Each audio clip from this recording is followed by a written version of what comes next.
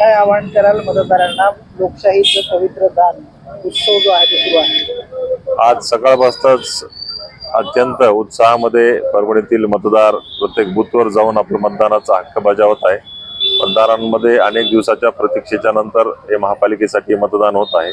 आणि निश्चित आज या ठिकाणी मला खात्री आहे, अपेक्षा आहे की परभणीतील नागरिक, परभणीतील मतदार राष्ट्रवादी काँग्रेस पक्षाच्या आमच्या सर्व उमेदवारांच्या बाजूने भक्कम उभं राहील, त्यांना आशीर्वाद देईल आणि त्यांना या महापालिकेची विकास करण्याची, सेवा करण्याची संधी देतील.